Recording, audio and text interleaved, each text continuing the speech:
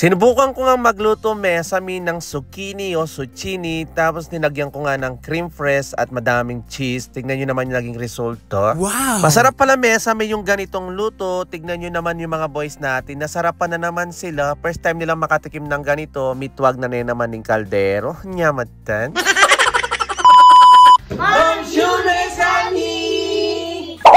May mga natitira pa kaming gulay na zucchini at saka carrot mesami. Balak ko lang igisa to, tapos eto na nga nag-experiment na naman ako. Bali naggisa lang tayo dyan ng bawang at sibuyas, tapos nilagyan ko nga ng giniling na baboy. Nang nagisa ko na ng konti yung giniling na baboy, nilagyan ko nga ng patis. Tapos nung makita ko nung luto na yung giniling na baboy, nilagay ko na yung zucchini at saka mga carrot. Kalagay ko ng mga gulay, hinalo-halo ko lang yan. Tapos nagdagdag na nga ako ng tubig, asin, paminta, bawang. Tapos tatakpan lang natin yan para lumambot ng konti. Literal na ginisa lang sana yan mesami, at dahil nga mahilig sa sabaw yung mga bata, heto na nga nakita ko sa rep, naglagay ako ng cream fresh, tapos ang dami pang mga cheese na tira sa rep, kesa naman may expired. Heto na nga pinaglalagay ko na lang lahat, kesa naman may expired, sayang lang, nyamatan.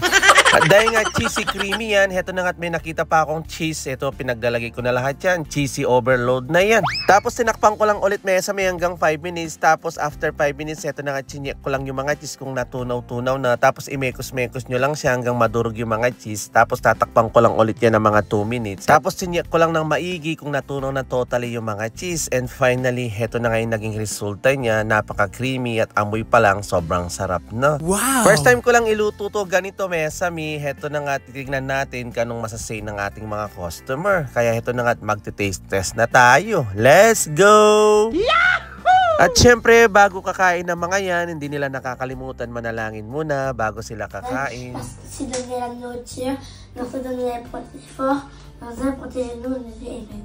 Amen. Nari, bon appetit.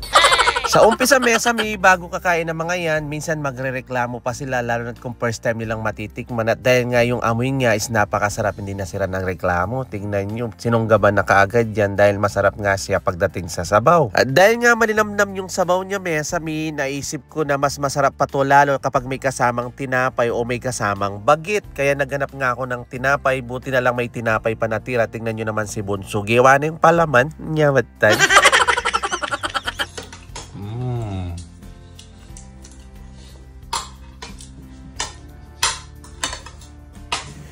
Hindi mahilig sa kanin si Bunso, pero nakarami siya ng tinapay. Halos naubos niya yung mga linabas kong tinapay. Tignan yung nakalahati niya. Tapos yung dalawa naman is naka round 2. At binabalak pa ng dalawa mesami na magra round 3 at kakain daw sila ng may kasamang tinapay. Bali pinigilan ko na lang sila dyan mesami. Sobra na lang kabsi. Nyamatan. Yari na la. Iyak naman mga tinwag nente. Pero hihiri pa. Oh no! Sa mga mesami namin na laging nanonood sa amin at may mga anak, ano pa bang hinihintay nyo? I-try nyo na to, panigurado magugustuhan din nila. Yahoo! Kaya, ako naman kakain. Kantang na naman ng customer ko. Ito agya. Oh. Mga anak ako. Ako naman kakain. Wala appetit, Papa! Pagkatapos nga nilang kumain mesami, heto na nga't kanina pa ako takam na takam, ako na naman yung kakain.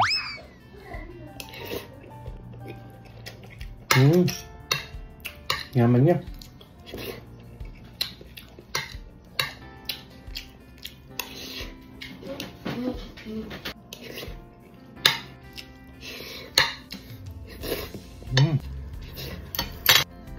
Itwag ya. Ay natira pa. Sarap pa pakin yung tira.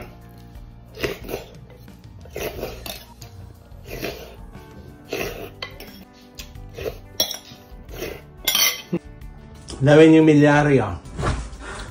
Simut sarap. Thank you for watching! Again to! Ciao!